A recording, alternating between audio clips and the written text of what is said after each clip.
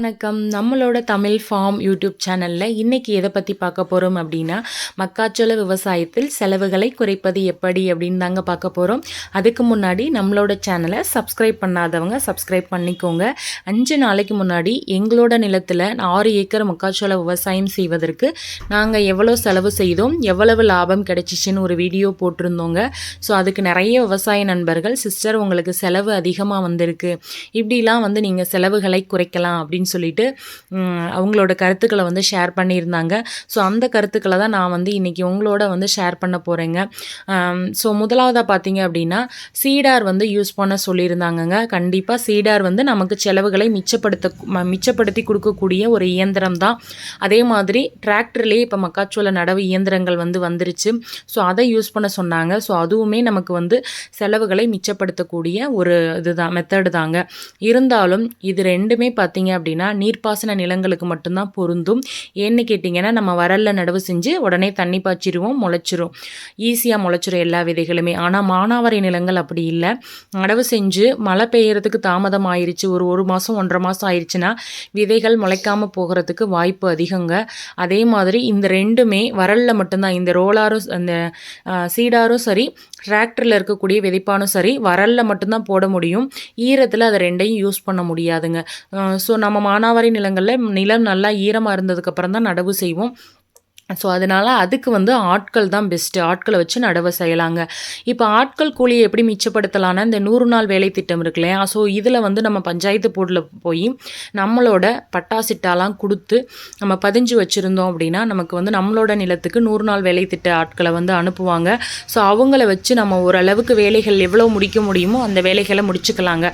So அது மாதிரி முடிக்கிறதுனால நமக்கு செலவுகள், அந்த கூலி குறையுங்க, செலவுகளும் மிச்சமாகும். அடுத்து பார்த்திங்க அப்படின்னா அதை உரம் தாங்க. உரத்துக்கு நம்ம அதிக அளவு பணம் செலவு பண்ணுவோம். ஸோ இனிமேல் அந்த உரத்துக்கு பதிலாக இந்த திரவ உரம் இருக்கு இல்லையா, அதாவது வெறும் டிஏபிக்கு பதில் நானோ டிஏபி, யூரியாவுக்கு பதில் நானோ யூரியா, இது மாதிரி நம்ம யூஸ் பண்ணலாங்க.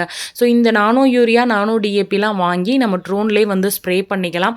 அது மாதிரி ஸ்ப்ரே பண்ணுறதுனால நமக்கு செலவு கண்டிப்பாக குறையும். ஒரு மூடை டிஏபி 1300 ரூபானா, நானோ யூரியா நானோ டிஏபி பார்த்திங்க அப்படின்னா வெறும் 600 ரூபாய்க்கு கிடைக்குதுங்க. ஸோ ரிசல்ட்டுமே ரெண்டுமே ஒரே மாதிரி தான் இருக்குது. ஸோ அதனால் ஃப்யூச்சரில் கண்டிப்பாக இதை நம்ம யூஸ் பண்ணுவோங்க, செலவு குறையும். அதே மாதிரி மருந்து அடிக்கிறதுக்கு, களைக்கொல்லி அடிக்கிறதுக்கு நம்ம ட்ரோனை யூஸ் பண்ணோன்னா தண்ணி செலவு மிச்சமாகும்.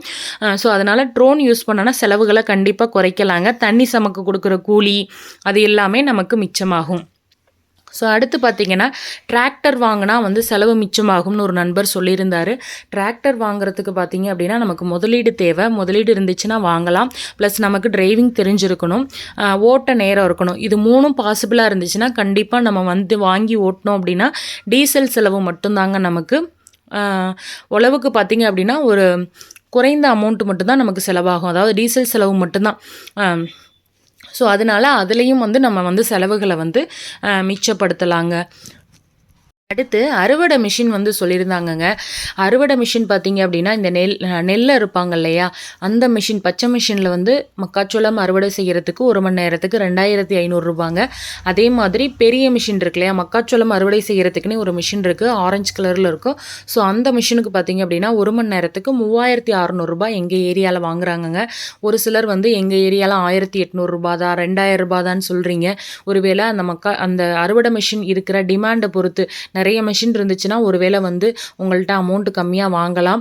எங்கள் ஏரியாவில் சின்ன மிஷினுக்கு 2500 ரூபா, பெரிய மிஷினுக்கு 3500 ரூபா 1 மணி நேரத்துக்கு வாங்குறாங்கங்க.